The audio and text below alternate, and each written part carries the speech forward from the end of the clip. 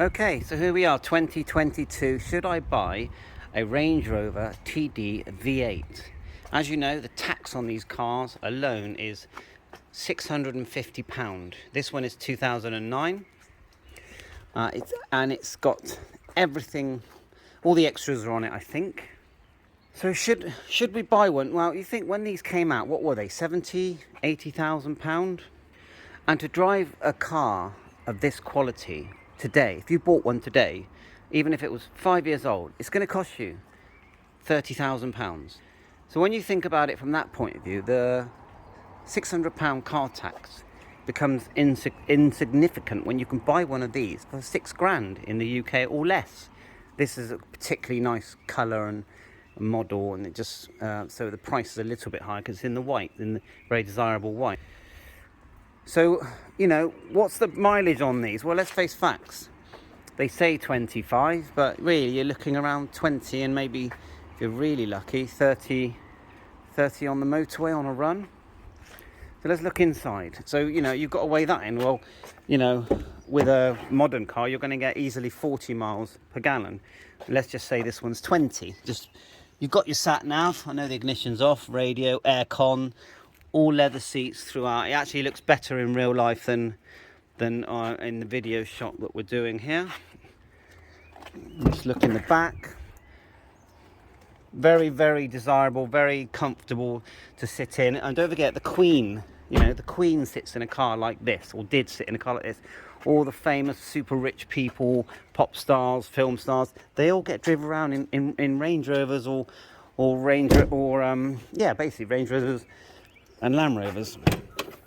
So yeah, sorry about all my junk, but look, lots of room here, and you can actually buy a conversion for 6th and 7th seats as well.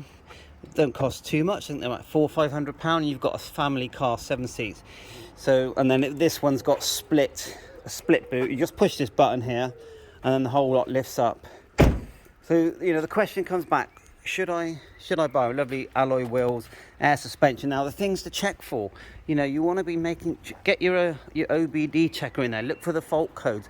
Look for any oil leaks underneath. Have a look under the car. Look for any obvious signs of oil leaks. When the car is just sat there, look for air leaks. See if one side's sagging down, because you don't want to be paying out for air leaks, air compressor leaks for the suspension. When you're looking under the bonnet, let's have a look under the bonnet. So the bonnet catch is just here in the UK on the we'll call it the near side or the left side. So and the catch is just here. So so you can feel it there. Sorry, so just so you know, the catches are in between the E and the R. See if we can do that without dropping the phone. And it should go up without any problems. So yeah, you want that to be nice and pink, don't you? You want the levels here. Hydraulic fluid, that one there. Now the aircon filler, I think is here. You've got H and low, and I think the one you use is the low, but I've never done that. Nice new battery. Look at the service history. Get the service manual. Look at when it was last serviced. Go to the MOT history and find out, you know, what is the MOT history of this car. See if there's any red flags there. Mine is completely clear. So when was the last time the oil was changed? This was changed a few thousand miles ago, and the filter, and apparently this V8 engine has a chain, so I'm not worried about the cam belt. And it's had a new water pump and steering rack, and believe it or not, it's actually had the transmission reworked and reconditioned. Look at the wheels. You don't want wheels that have been really ripped the hell out of. You don't want that. You know, you don't mind some damage, but you don't want them ripped the hell out of. So these are okay. Side skirtings are a bit small on this one.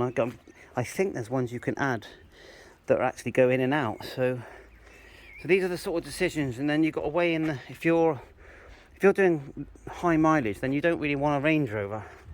No way. You know, if it's a hobby car, if it's just for shopping, school runs, going, you know, what do they call it when they going 4x4 type driving, then yeah, it's a fun car. I wouldn't say it's the best 4x4, but it's definitely gonna do the job.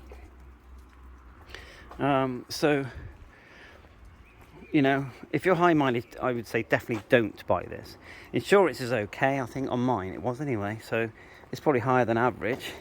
So have a think, you decide. 2022, should you buy a Range Rover? Well, okay, go out and borrow 30-40 grand and you know, and pay whatever, £800 a month, or buy this cash, 6 grand, pay the high tax, pay higher petrol, but look, you're driving around in luxury. Just make sure you get a good one, you know, check everything thoroughly, go underneath, look for leaks, suspension problems, engine problems, you know, just make sure it's a good one. And I think mileage wise, these go on, they go to 250,000 or more. This one's 130 and it still sounds new. So 7.3, and yeah, check all the doors, the door locks, central locking system, HPI clear. Just trying to think of anything I've forgotten. And get a diesel one. Definitely don't get a petrol one. Get a diesel. So bye for now. Thanks for watching. All the best.